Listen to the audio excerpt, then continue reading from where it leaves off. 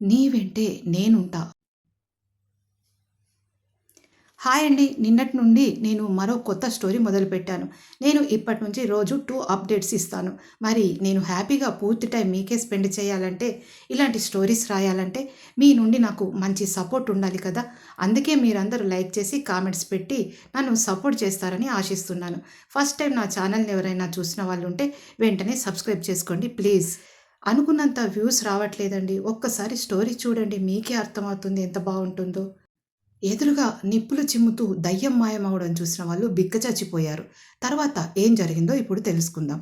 "అరేయ్! ఈ చీకట్లో ఎటు వెళ్తున్నామో ఏమో! ఒక్క నిమిషం ఆగండి" అన్నాడు బాబీ. "అరే! ముందు ఇంత పెద్ద ఇష్యూ అయింది. ఆ దయ్యాలు భయపెడుతున్నాయి. ఎప్పుడెప్పుడు ఇక్కడి నుంచి వెళ్ళిపోదామని చూస్తుంటే నువ్వేమో ఆగమని అంటావేంటి?" అని భయంగా అడిగాడు శేషు. "మనం పిచ్చి పిచ్చిగా పరిగెత్తితే ఎలా బయటపడతారా?" అరిచినట్టే అడిగాడు రవి. ఇంతలో కన్ను పొడిచిన కానరాని ఆ చీకట్లో ఎదురుగా ఏదో మినుకు మినుకుమంటూ వెలుతురు దగ్గరికి రాసాగింది. "ఏంట్రా అది? కొరివి దయ్యమా ఏంటి?" అని భయంగా అడిగాడు రవి. దగ్గరికి రాగానే గుర్తుపట్టారు. అది ఒక లాంతరు. "కాదురా, అది ఒక లాంతరు. కొంపదీసి ఆ ఆడదయ్యం ఈ రూపంలో మనల్ని పట్టుకుందామని వచ్చిందారా ఏంటి? లాంతరు తప్ప ఎవ్వరూ కనిపించడం లేదు" అని గుసగుసగా అడిగాడు శేఖర్. మెల్లమెల్లగా ఆ లాంతరు దగ్గరికి రాసాగింది. అప్పుడు కనిపించాడు. గొడుగు పట్టుకొని లాంతరుతో ఓ ముసలాడు దగ్గరికి వచ్చాడు. ఆరుగురు బిగ్గచచ్చిపోయి అతన్ని అలాగే చూశారు. ముసలాడు వాళ్ళకు దగ్గరికి రాగా లాంతర్ తెచ్చి వాళ్ళ ముఖానికి దగ్గరగా పెట్టి చూశాడు. వాడి ముఖం చూసి అందరూ దడుచుకున్నారు. ఆ ముసలివాడి ముఖం నిండా ఘాట్లు ఉన్నాయి. ఎడమ కంటికి గుంత ఉంది. "ఏమైందబ్బీ, దారి తప్పినారా?" అని అడిగాడా ముసలాయన. బీడీలు చాలా తాగుతాడు కాబోలు, అందుకే అతని గొంతు కరుకుగా వినిపించింది. "లేదు లేదు తాత, ఒక సినిమా తీయడానికి ఆ పాడుబడ్డ బంగ్లాకి వచ్చాం" అని అన్నాడు శివ. "ఏంది ఆ బంగ్లా కాడికా? మస్తాన్ లేడా?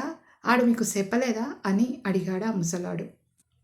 "అది తాత, ఒక 1000 రూపాయలు ఇచ్చాను మస్తాన్‌కి, దాంతో" అని నసిగాడు బాబీ. "ఆడికి బుద్ధి లేదు బాబు. డబ్బుకి కక్కుర్తిపడి పోయినసారి కూడా మీలాగే కొంతమంది ఆ బంగ్లాకు వచ్చి పిచ్చివాళ్ళయి చచ్చారు తెలుసా?" అని అన్నాడు ముసలాడు. "అయినా బతికిపోయారు పోండి పోండి. ఈడ మొత్తం ఆటిదే రాజ్యం. మనల్ని భయపెడతాయి, దారి తప్పించి పట్టి పీడిస్తాయి" అని మళ్ళీ చెప్పాడు ఆ ముసలాడు. వాడి మాటలు విన్న వీళ్ళందరూ ఒకరి ముఖాలు ఒకరు చూసుకున్నారు. "ఆ బంగ్లా అంత భయంకరమైనదా? ఇంతకీ ఏముంది తాత అక్కడ?" అని అడిగాడు శివ. "కోరికలు తీరక అల్లాడే పానాలు బాబు అయ్యి, బతుకు మీద తీపి, భవిష్యత్తు మీద ఆశ. అన్నీ మనిషి చచ్చిపోతే ఆ మనిషి దయ్యమై తిరుగుతాడంటారు. మనలాంటోళ్ళు వచ్చినప్పుడు ఆటి సినిమా మనకు చూపిత్తాయి అంతే" అన్నాడు తాత. "మరక్కడ ఒక మర్రి చెట్టుంది. దానికి తలకిందులుగా శవాలు వేలాడుతూ కనపడ్డాయి" అని అన్నాడు తన్వీర్. దానికి ఆ ముసలాడు విరక్తిగా నవ్వుతూ, "దయ్యం కన్నా మడుసులే సానా ప్రమాదం బాబు. ఈ పాడుబడ్డ బంగ్లాలను చూసుకుంటే మనిషి ఆడికి కూడా ఎళ్లి ఆటిని భయపెడతాడు. గిట్టనోళ్ళను సంపి ఈడ ఉపయోగిత్తారు. ఆ శవాలకు మందులు పూసి తొంగోబెడతారు ఈడ. తప్పిపోయినోళ్ళ లెక్కల ఈటిని తోసేస్తారు. దగ్గరలో ఉన్న ఆస్పత్రిలో అవసరం ఉంటే పట్టుకెళ్తారు" అని చెప్పాడు ముసలాడు. "అవునా తాత, అంటే అక్కడ దయ్యాలు ఊగుతూ కనిపించాయి. ఒక దయ్యమైతే మా వెంట పడింది. ఇక్కడ మేము హనుమాన్ చాలీసా చదవగానే మా కళ్ళ ముందే కాలిపోయి మాయమైంది" అని అన్నాడు శేఖర్. "అదా సంగతి, బ్రతికిపోయారు. మొత్తానికి మీలో ఎవరికో అదృష్టం ఉన్నట్టుంది. సమయానికి హనుమాన్ చాలీసా చదివి బయటపడ్డారు. సరిపోయింది. లేకపోతే ఈ పాటికి రగుతం కక్కి సచ్చేవోరే. ఈడి నుండి ఎళ్ళిపోండిక. మళ్ళీ రాబాకండి" అన్నాడు తాత. "మరి నువ్వెలా ఉన్నావిక్కడ?" అని రవి మాట పూర్తి కాకముందే మధ్యలోనే ఆపేశాడు ఆ ముసలాడు. "నేనా? ఈడున్న దయ్యాలకే దయ్యాన్ని బాబు" అని వాడు గట్టిగా నవ్వుతూ అక్కడి నుంచి ముందుకు కదిలాడు. ఆ నవ్వు ఎంత భయంకరంగా ఉందంటే ఆ అడవిలో ఉన్న గబ్బిలాలన్నీ కలిసి ఒక్కసారి పైకి లేచాయి. ఈ కాలం పిల్లలకు ఈ మాయదారి సినిమాల పిచ్చంటుకుంది. కథ ఏడిదాకా ఎళ్తుందో ఏమో అని ఆ ముసలాడు తనలో తాను మాట్లాడుకోవడం వినిపించిన శివ టీం వాళ్ళు భయంతో వణికిపోయారు. ఆ ముసలాడు గబగబా నడుస్తూ అక్కడి నుంచి ముందుకెళ్ళిపోయాడు.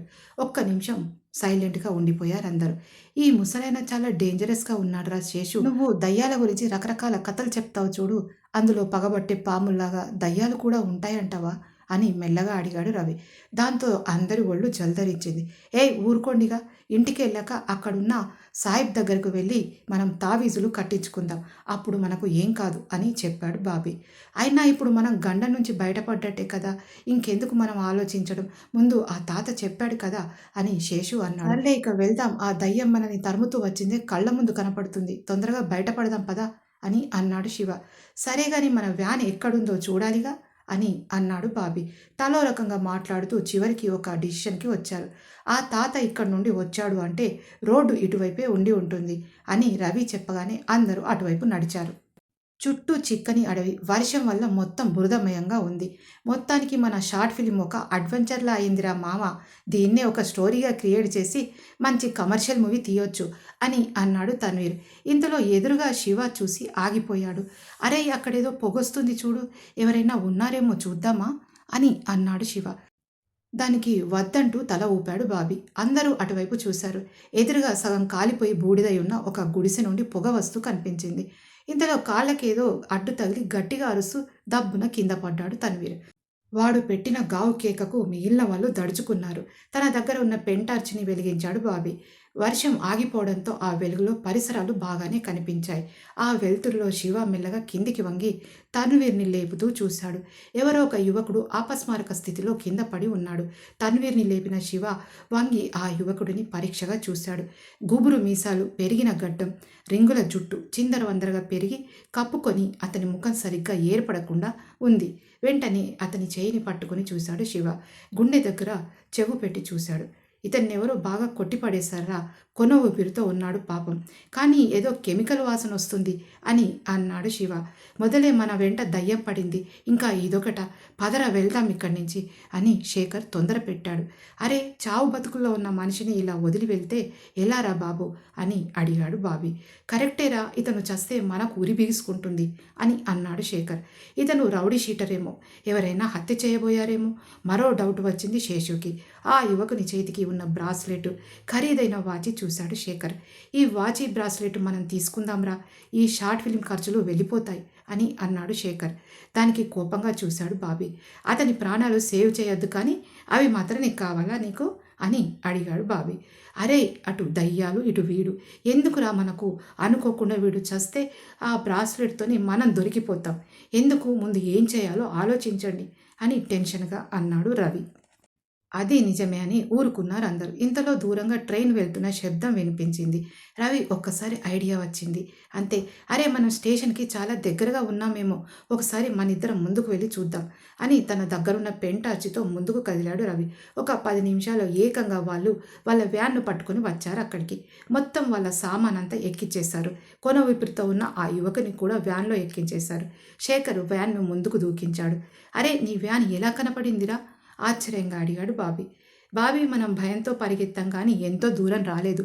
ముందుకు వెళ్ళగానే రైల్వే గేటు, ఆ పక్కనే ఓ 10 అడుగుల వేసామో లేదో ఆ బంగ్లా, దాని ముందు ఆపిన మన వ్యాను కనిపించింది, అంతే తీసుకొచ్చేశాను అని చెప్పాడు శేఖర్. వర్షం ఆగిపోవడంతో ఎలాగో మెల్లిగా నడుపుతూ వ్యాన్ను ఒక 40 నిమిషాల్లో ఒక మల్టీ స్పెషాలిటీ హాస్పిటల్ ముందు ఆపాడు శేఖర్. ఇంతవరకు వర్షం ఉండటంతో హాస్పిటల్ ముందు ఎవరూ కనిపించలేదు. మెల్లిగా ఇద్దరు కలిసి ఆ యువకుడిని హాస్పిటల్ ముందు మెట్లపైన పడుకోబెట్టి వెళ్ళిపోయారు శేఖర్ వాళ్ళు. రాత్రి జరిగిన విలయానికి గుర్తుగా విరిగిపోయిన చెట్లు, రాలిన ఆకులతో ఊరంతా నిండిపోయింది. అప్పటికి ఉదయం 7 అవుతుందో ఏంటో.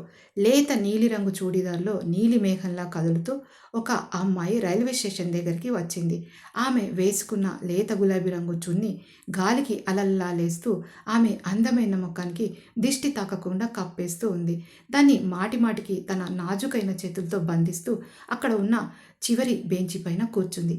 అది చిన్న రైల్వే స్టేషన్, జనసంద్రం లేని చోటు. వర్షం ఆగిపోవడంతో ఇంకా ప్రశాంతంగా ఉంది.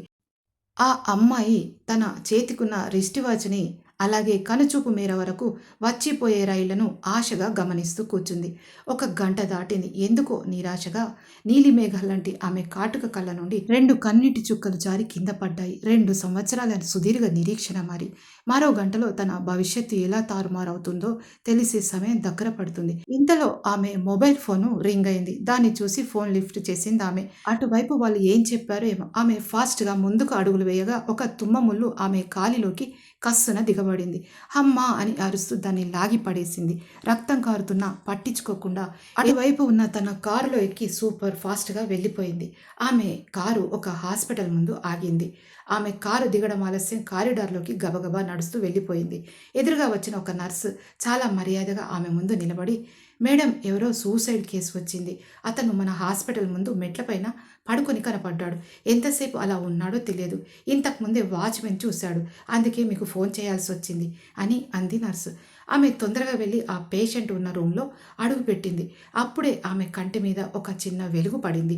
ఆమె పక్కకు తప్పుకొని ఆ వెలుగు పడ్డ వైపు చూసింది. కిటికీలోంచి సూర్యుని నీరెండ వెలుగులో మెరుస్తూ కనిపించింది అతని చేతికున్న బ్రాస్లెట్.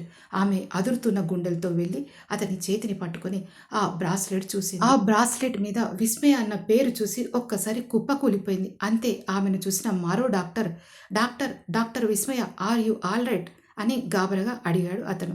ఇంతకీ ఆ హాస్పిటల్లో వాళ్ళు అడ్మిట్ చేసిన అతను ఎవరు? డాక్టర్ విస్మయ అతన్ని చూసి ఎందుకలా రియాక్ట్ అయింది? తెలుసుకోవడానికి తరువాతి పార్ట్ వినండి. హాయ్ ఆల్, దయచేసి నిన్నే ప్రేమిస్తా స్టోరీకి ఎంత అద్భుతంగా మీరు రెస్పాన్స్ ఇస్తున్నారో అలాగే ఈ స్టోరీకి కూడా రెస్పాన్స్ ఇచ్చి దీన్ని కూడా మంచి హిట్ అయ్యేలా చేయమని మిమ్మల్ని అందరినీ కోరుకుంటున్నాను. Thank you so much.